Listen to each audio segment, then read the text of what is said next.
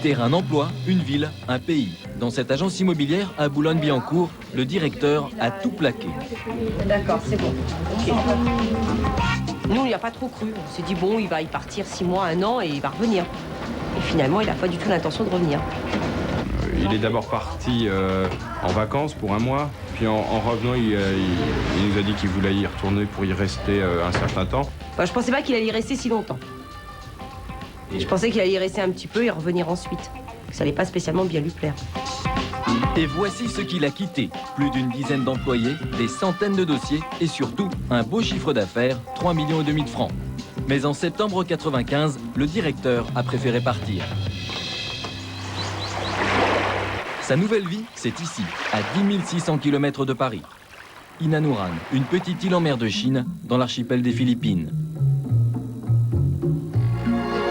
1 km de long, 300 mètres de large, température de l'eau, 27 degrés. Et voici le maître des lieux, Michel. La vie est un jeu, donc il faut essayer de le jouer le mieux possible. Et bon, et ici, je joue aussi ici par jeu, c'est sûr. Dans le réseau d'agences immobilières, donc je suis vraiment le farfelu. On me dit, qu'est-ce qu'il fait celui-là dans son île? Là, pour eux, je suis peut-être un mythe.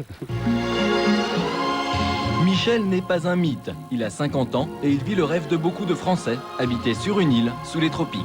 Son île, Michel l'a trouvée depuis la France par petites annonces. Le locataire de l'époque recherchait un candidat pour s'occuper d'Inanuran. Michel se rend sur place et dès sa première visite, coup de foudre, il est preneur. Tu m'as donné tous les défauts de l'île, et puis il y a ceci, puis vous allez être isolé, et puis il y a cela. Bon, c'était très honnête de sa part, très sympathique. Pour vraiment essayer de me décourager, bon, puisque je lui répondais trop vite. Et donc après je suis reparti en France et revenu dans les 3 semaines qu'on suivit. Et là, je me suis installé. Michel quitte la France, mais il y conserve des intérêts financiers. Il a gardé la majorité des parts de son agence immobilière de Boulogne. Grâce aux revenus de sa première vie, il finance celle d'aujourd'hui. Un bar-restaurant, 6 bungalows, une plage aménagée, Inanuran peut accueillir une vingtaine de touristes. Mais Michel n'en reçoit en moyenne que 4 par mois. Il ne recherche pas la clientèle, il n'est vraiment pas là pour ça. Qu'est-ce que vous préférez? Vous préférez que ce soit vide, que ce soit plein? Oh mon Dieu, j'en suis pas à calculer mon taux d'occupation, heureusement. Et je suis plus dans ce genre de système. En fait, je préfère les deux. Et pour moi, c'est très bien d'avoir de temps en temps des clients. Bon, je suis content de recevoir les gens, mais je suis aussi content quand j'ai personne. Mon rêve, à moi, c'était les îles. Donc j'ai toujours fait un fixe sur les îles. L'île au bout du monde, l'île de Robinson Crusoe. Pas pour fuir, parce que j'avais vraiment rien à fuir. Moi, je ne le crois pas. Pour faire autre chose. Et je crois que c'est des questions que tout être humain finit par se poser. Il y a le rêve et la réalité. Habiter sur une île, ce sont des contraintes. Ce matin, un des moteurs du bateau est en panne. Par exemple, si vous êtes en panne au milieu de la mer avec votre bateau, bon, personne ne viendra vous dépanner. Aucun Philippin, vous allez pouvoir faire des gros signes comme ça, personne ne viendra. Pas parce que, ils sont pas serviables, loin de là, mais parce qu'ils penseront jamais que vous avez été capable de prendre un bateau pour prendre la mer sans savoir réparer vous-même votre bateau. Donc si vous leur faites comme ça parce que vous êtes en panne, ils vous font comme ça aussi pour vous dire bonjour. Inanuran se trouve à une demi-heure des côtes. Partir sur une île, c'est avant tout rechercher la solitude. Michel a toujours vécu à Paris, directeur d'agence immobilière mais aussi marchand de biens, il était très actif. Après des années de travail, vient une certaine lassitude. Bon, en fait, je ne suis pas vraiment fatigué les autres, mais enfin, je crois que c'est lié aussi aux affaires en tant que telles, au business, au stress des grandes villes, etc., etc. Et donc ici, les gens étant plus calmes, c'est sûr que c'est plus agréable pour moi. En 3 ans, Michel s'est glissé dans le décor. Il a même fondé une famille. En France, il a vécu un divorce et n'a pas eu d'enfant. Ici, il a rencontré Lala et est devenu papa. Et le jet ski des clients, c'est surtout celui de Michael, 3 ans. Nouvelle vie de famille et nouvelle vie de quartier. Michel a quelques voisins et quand il se balade, il ne manque pas d'aller les saluer. À 20 minutes de mer, voici Ayaan, l'île d'un avocat espagnol qui réside à Manille. Alors, est-ce qu'on peut louer ici? Non, c'est juste pour les amis, c'est privé. Dans cette partie de l'archipel, Michel est le seul résident permanent. Mais je viens à l'île pour vacances, seulement. Malheureusement, pour vacances. Pourquoi seulement malheureusement? Parce que je voudrais être ici, mais je ne peux pas. Je dois travailler, je ne peux pas travailler ici. Mais si, on peut travailler sur une île. Michel a changé de vie, mais pas question de ne rien faire, ni d'être totalement coupé du monde. L'île, oui, mais à certaines conditions. Michel est un cyber-Robinson. Oh, bah, pour être en relation avec le reste du monde, bon, je travaille avec un petit téléphone cellulaire, bon, là, qui me permet de téléphoner. Bon, il suffit que je le branche, hein, et que je me raccorde aussi sur une grande antenne que j'ai, hein, pour avoir une bonne communication. Et effectivement, hein, je suis relié avec le reste du monde en permanence. Le téléphone, relié à l'ordinateur, permet de recevoir des emails. Sur Internet, Michel a créé un site afin de collecter des réservations pour ses bungalows. Et à terme, il veut lancer une agence de voyage virtuelle. Mais on ne peut pas tout faire depuis une île. Parfois, il faut abandonner Inanouran et prendre le ferry. 2 heures de traversée. Et voici Cebu, 1 million d'habitants, la seconde ville de l'archipel après la capitale, Manille.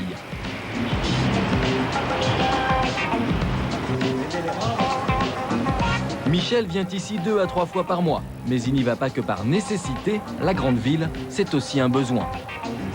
Je ne suis pas Robinson Crusoe non plus, hein.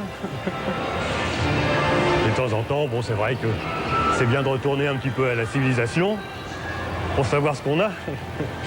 Ce qu'on a, c'est des crêpes. Mais Michel ne vient pas les manger par nostalgie du pays. Michel est consultant en crêpes. No bad. Effectivement, j'aurais préféré être consultant en vin, mais ici, aux Philippines, c'est pas trop leur truc, les vins. No, because it's very crispy and the... Michel a investi dans cette affaire montée par un ami philippin. Il le conseille depuis 6 mois. Pour Michel, ce lien avec les affaires est un facteur d'équilibre, mais attention à ne pas remettre le doigt dans l'engrenage. Je reste une demi-heure, 1 heure maximum, après on va boire un coup ensemble. On peut pas vraiment dire que c'est un travail. Maintenant, il faut rentrer. Qu'est-ce qu'il fait là, avec son encre? Je sais pas s'il revient pas. Vous l'avez raté là? J'ai peur qu'on l'ait raté, oui. Pas facile d'éviter sur une île, hein? Ah, bah des fois on loupe les bateaux. Hein. Le prochain est dans 2 heures.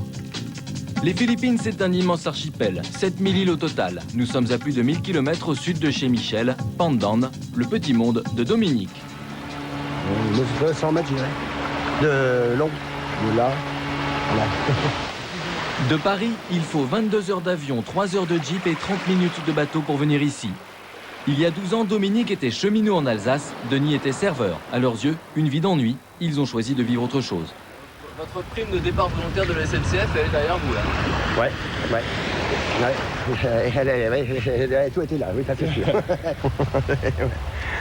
S'il n'y avait pas eu ces primes de départ, tu crois qu'il serait toujours à la SNCF? Je ne sais pas si je serais encore chemin de fer. Non, je pense pas, mais je sais pas ce qui serait passé, je sais pas. Aujourd'hui, Dominique et Denis habitent dans cette maison. Vous attendez quoi, là? Appel radio, 5 heures, avec Manille. On va voir ce qui se passe. Vous avez pas le téléphone?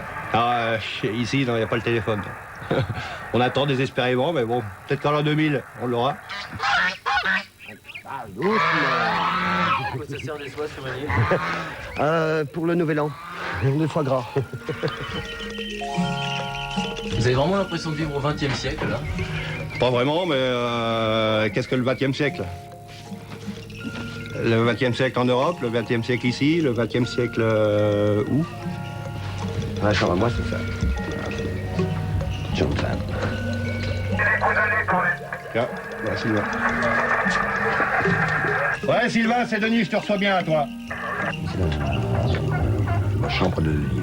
Du 20 au 27, combien de personnes à toi?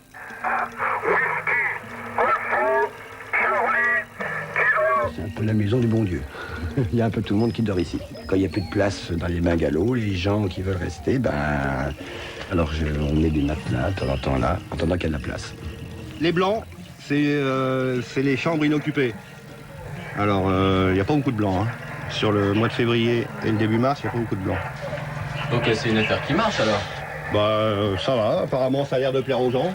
On se plaint pas. Lorsqu'ils sont arrivés, il n'y avait rien.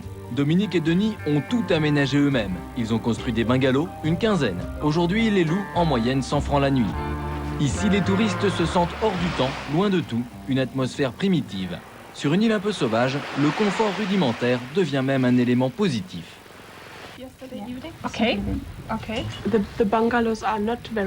Les bungalows ne sont pas très confortables, mais on peut se détendre. Puis en plus, ici, c'est très romantique.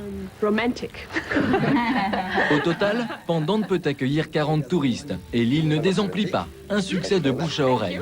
Sans ce succès, le rêve de Dominique n'existerait pas. L'île est son seul revenu, 50 000 francs par an. En France, ce serait très peu. Ici, c'est suffisant. Celle-là, je viens d'acheter hier. C'est ma nouvelle paire de choses pour toute l'année, ça. 2, 3 chemises et puis c'est tout. C'est tout, car le loyer de l'île n'est que de 2000 francs par mois. Comment ça te sort? Ils vont pas arriver à leur rendez-vous, là. Comme ça, vous en avez plus, c'est fini. Ah non, il n'y a plus de train, là. J'ai plus besoin de donner de départ au train. Vous voyez, dès qu'on part de cette île, le temps redevient un problème. Vivre complètement tout seul, vraiment. Ça, c'est très dur. À mon avis, c'est dur. C'est quand tu mets juste ta famille, tes enfants, juste toi, là. Ben, ça vient après un monde figé. Je sais pas, ça me paraît assez difficile. Pourtant, la famille de Dominique n'est pas avec lui. Dominique est marié et père de 2 garçons, mais ils sont loin, à Manille, avec leur mère, une Philippine. Et pour les appeler, il faut se rendre à terre, 30 minutes de bateau, un peu de marche. Il n'y a qu'un téléphone en ville. Je préférais qu'ils soient avec moi, mais c'est... faut pas regarder que ça même, il faut regarder aussi leur avenir pour eux. Si pour moi, mon choix, c'était de faire une île, ça ne veut pas dire que pour eux, ça sera le même choix. À Manille, les fils de Dominique sont inscrits dans un lycée européen. Aujourd'hui, c'est l'anniversaire de l'un d'entre eux. Oui, bonjour. Ça va? Je te souhaite un joyeux anniversaire.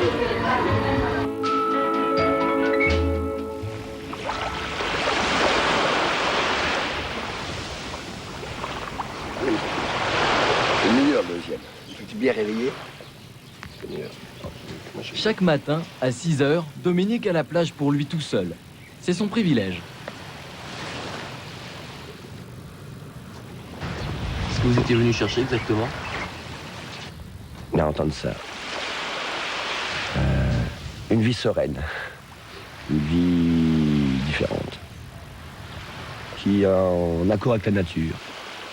Mais quand on est seulement de passage sur l'île, comment perçoit-on le choix de Dominique? Jacques est le seul touriste français. Il est venu pour 2 semaines. Dominique a l'air d'être heureux. Je pense pas qu'il voudrait changer une de ses barques ou un de ses cocotiers contre un téléphone portable ou une télécouleur. Donc c'est parfait pour lui. Et c'est pas sûr que je veux échanger ma télécouleur contre un cocotier. Yvonne habite à Londres. Elle est là depuis 1 semaine.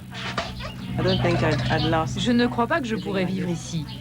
J'ai besoin de travailler, j'ai besoin d'excitation, j'ai besoin de gens autour de moi. Pour 1 semaine ou 2, c'est très bien.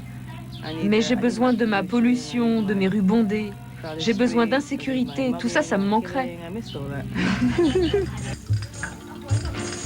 Annès est viennois. Il passe 3 mois par an sur l'île depuis 5 ans. Et pourquoi? Tu n'as pas à te préoccuper de la criminalité, de tous les autres problèmes du monde extérieur. C'est comme un vaisseau spatial, cette petite île. On est loin des problèmes du reste du monde. De toute